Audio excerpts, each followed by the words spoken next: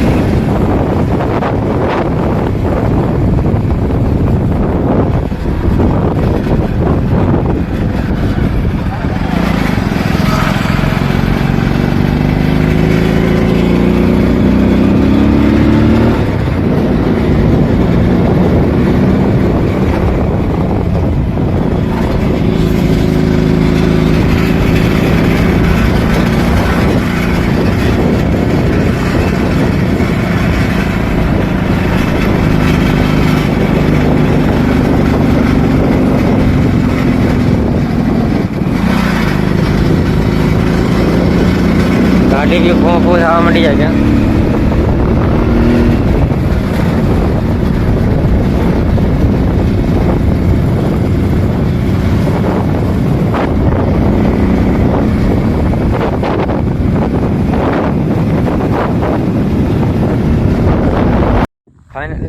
Finally મિત્રો આપણે જે ધાનપુરની ઘાટી છે એ ચડી ગયા છે.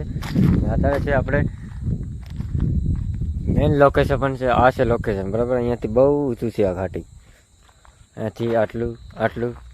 તમારે જવું છે ને તો હું ઉપર ચડું છું બરાબર. આ બહુ મોટી ઘાટી છે.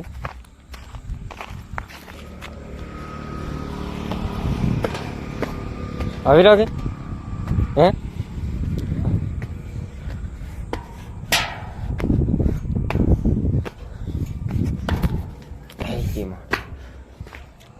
ફાઇનલી મિત્રો અહીંયાથી જશે ઘાટી. આ છે ધાનપુરના જંગલ, જે કે આલીકોર ઘર છે ને આલીકોર ઘાટી છે બરાબર. આ છે આપણે જંગલ, જે કે ધાનપુરના જંગલ છે ને. આ ખબર નહીં શું બનાવ્યું છે પણ બહુ ઊંચું છે એટલે હું અહીંયા ચડી ગયો છું. ને અહીંયા આ જે ધાનપુરની ઘાટીમાં નકરા હાગ ને બીજું કાંઈ નહીં, ખાગ ને મવડા છે, બીજું કાંઈ નહીં. અને અમે ધાનપુર આવ્યા છીએ ને હવે જાય છીએ પાછા ઘરે.